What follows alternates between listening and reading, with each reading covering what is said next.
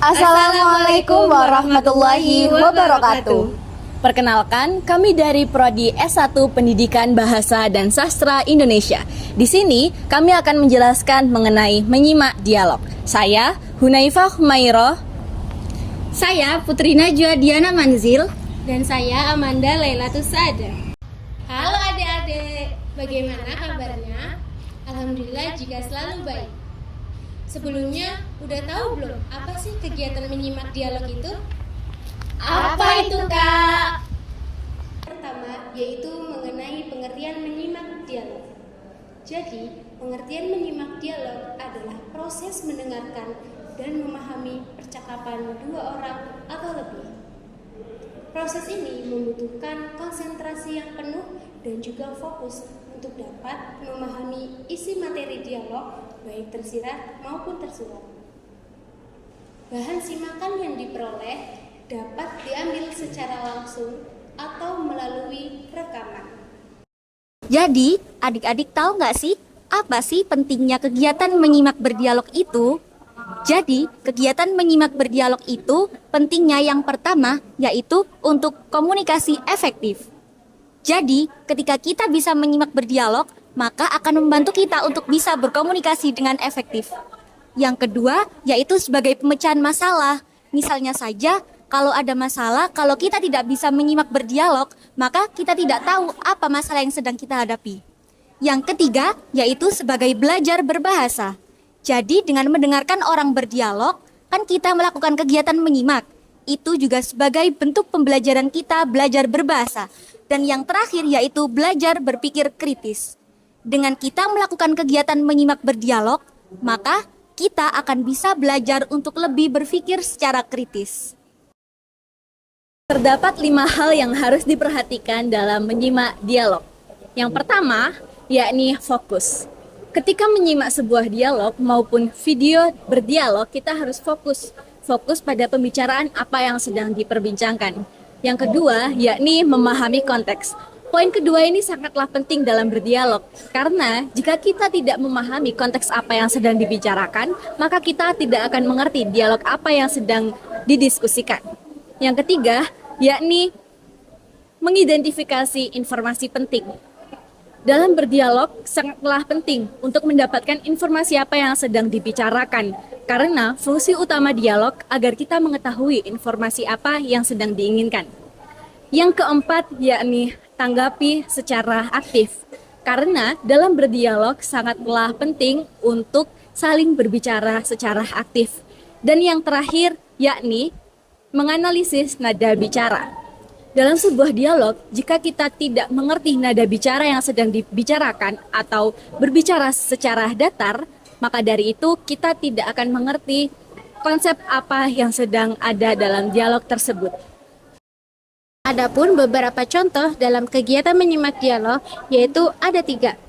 Yang pertama, yaitu saat kita sedang mendengarkan podcast. Yang kedua, saat kita sedang berpartisipasi dalam kegiatan wawancara. Dan yang ketiga, yaitu saat kita sedang berdiskusi kelompok. Berikut adalah contoh kegiatan video berdialog. Selamat menyaksikan. Han, kemarin aku lihat status kamu lagi buat martabak manis ya? Iya, itu aku kemarin lagi lihat-lihat TikTok, terus nemu resepnya itu katanya resep simple bikin martabak manis. Wah, gimana tuh cara bikinnya? Kalau kemarin sih pertama ya, aku siapin tepung terigu dulu sama baking soda. Terus setelah itu tambahin apa ya kemarin? Telur. Tambahin telur, diaduk hingga rata. Nah, diamin dulu selama 30 menit. Nah, setelah 30 menit, kalian itu bisa nambahin baking sodanya itu dikit aja buat biar itu adonannya itu bisa mengembang. Nah, setelah itu kalian bisa tambahin garam sedikit banget, aduk rata lagi. Nah, udah deh jadi, kalian bisa langsung masukin di teflon. Nah, tapi teflonnya itu tungguin sampai rada anget sebentar. Setelah itu sampai dia bersarang kan, kalian bisa ambil dari teflonnya itu, tambahin margarin deh. Kalau aku karena suka banget sama rasa coklat, aku kasih topping coklat kemarin.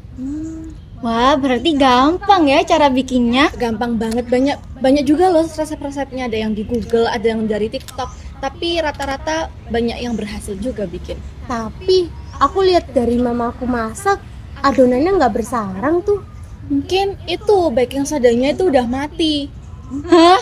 Mati? Innalillahi. Manjil. Itu loh, aku masaknya itu buat tugas teks prosedur minggu kemarin dari Bu Fitri. Oh, Loh, emangnya ada tugas ya? ada loh. Jadi membuat teks prosedur, yaitu membuat intinya seperti langkah-langkah dari pembuatan sesuatu. Iya, minggu kemarin kan dia nggak masuk nggak sih, Manzil? Kita pindah ke kafe aja yuk. Duduk di mana ya, guys? Kayaknya dari situ aja deh. Duduk di situ. Ayo aja sih kalau aku. Logonya sesuai. Sini.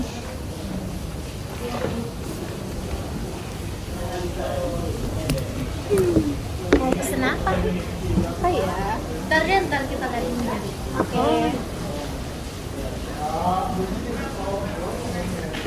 Kafenya enak banget ya. Lihat ya, sekitarnya banyak daun-daun hijau. Udaranya sejuk tau nggak? Kalian ngerasa juga nggak? Iya.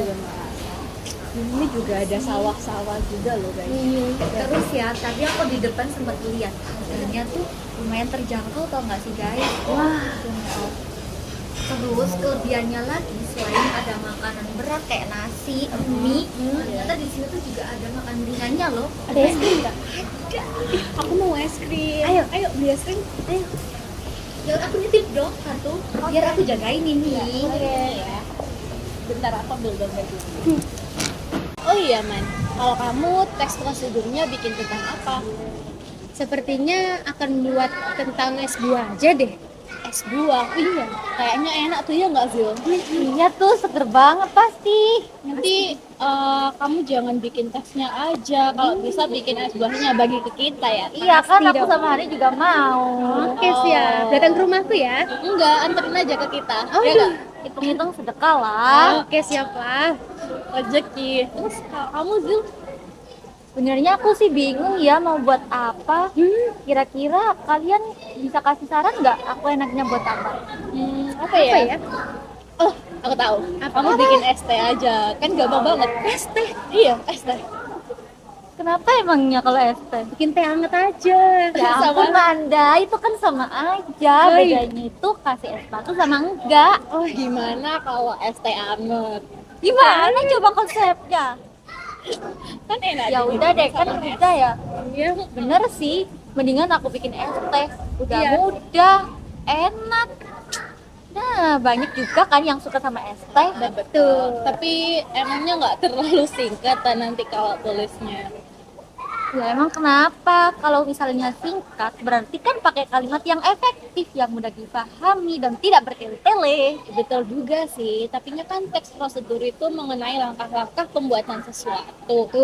Iya kan? Iya. Nah, kalau langkah-langkahnya simple, tapi iya juga sih.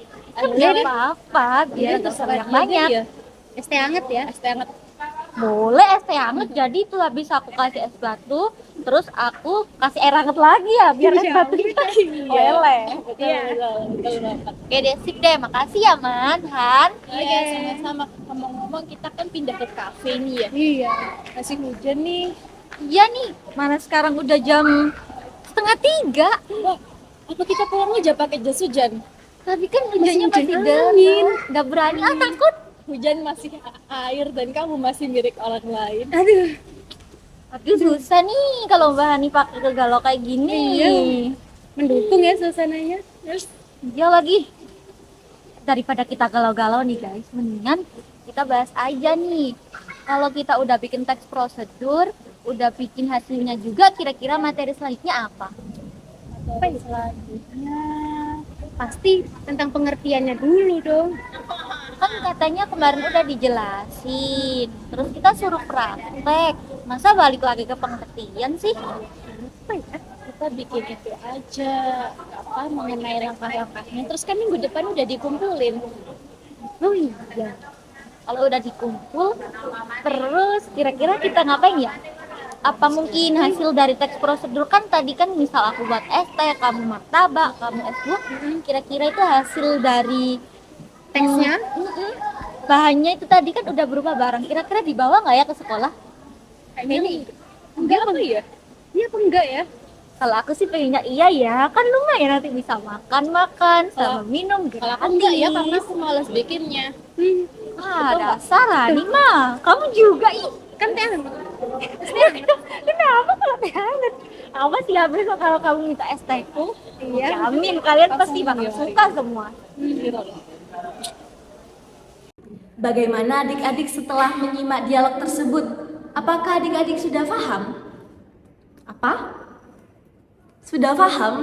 Baik, kegiatan selanjutnya yang harus dilakukan adalah yang pertama, mencatat hal-hal penting dalam dialog tersebut. Jadi, apa sih mencatat hal-hal penting itu? Yang harus dilakukan oleh adik-adik yakni menyiapkan alat tulis seperti pensil, ballpoint, dan kertas. Adik-adik dapat mencatat poin-poin penting yang disampaikan oleh para narasumber. Yang kedua, yakni memahami makna tersirat dari video dialog tersebut. Jadi, memahami makna tersirat adalah mencatatkan hal-hal yang tidak disampaikan secara tertulis atau secara lisan oleh para narasumber. Dan poin yang ketiga yakni mencatat isi dari dialog tersebut. Adik-adik setelah mencatat poin-poin dapat dikembangkan dalam berupa paragraf. Dan yang terakhir yakni mengomentari isi dialog dari para narasumber. Yang dimaksud mengomentari isi dialog yakni adik-adik setelah menyimak dialog tersebut pasti terbersit nih, apa sih yang dibicarakan dan juga apakah ada kesalahan kebahasaan dalam dialog tersebut. Hal-hal tersebut dapat kalian tuangkan dalam kertas tersebut dan dihubungkan kepada guru mata pelajaran. Semangat dan sukses adik-adik. Baiklah adik-adik, sebelum kalian mengerjakan tugas keterampilan menyimak berdialog, kalian harus terlebih dahulu untuk memahami aspek penilaiannya. Jadi, aspek penilaian dalam tugas keterampilan menyimak berdialog itu ada dua. Yang pertama, yaitu aspek kebahasaan. Dan yang kedua adalah aspek pelaksanaan dan sikap. Lah, dari aspek kebahasaan tersebut dibagi menjadi 4 poin. Yang pertama, yakni pemahaman isi. Jadi, ketika kalian mendengarkan video dialog tadi, kalian harus memahami isi dari dialog tersebut. Yang kedua, yaitu kelogisan berpikir. Setelah kalian memahami apa isi dari video dialog tersebut, kalian harus bisa berpikir secara logis. Dan yang ketiga, yaitu vokalisasi. Dan yang keempat, struktur kalimat. Kemudian, aspek pelaksanaan dan sikap dibagi menjadi 4 poin juga nih. Yang pertama, yaitu menghargai. Jadi, ketika kalian mendengarkan video berdialog tadi, kalian harus menghargai orang yang berdialog tersebut. Tidak boleh kalian sibuk sendiri ya. Yang kedua, yaitu konsentrasi atau kesungguhan. Kan tadi kalian sudah menghargai orang yang berdialog, maka kalian harus bisa berkonsentrasi untuk memahami apa sih isi dari dialog tersebut. Yang ketiga, yaitu kritis. Kalian harus berpikir kritis untuk bisa memahami isi dari dialog tersebut. Dan yang terakhir yaitu penalaran. Jika kalian sudah bisa berpikir kritis, maka kalian harus bisa bernalar apa sih isi dari dialog tersebut. Baiklah adik-adik, setelah adik-adik menonton dan menyimak video dialog dari awal hingga akhir dengan seksama, pastinya adik-adik sudah paham dong mengenai menyimak dialog. Pasti dong, maka dari itu adik-adik juga sudah bisa mengerjakan tugas yang diberikan dari bahan simakan yang tadi.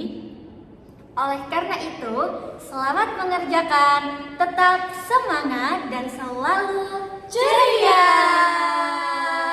Sampai jumpa.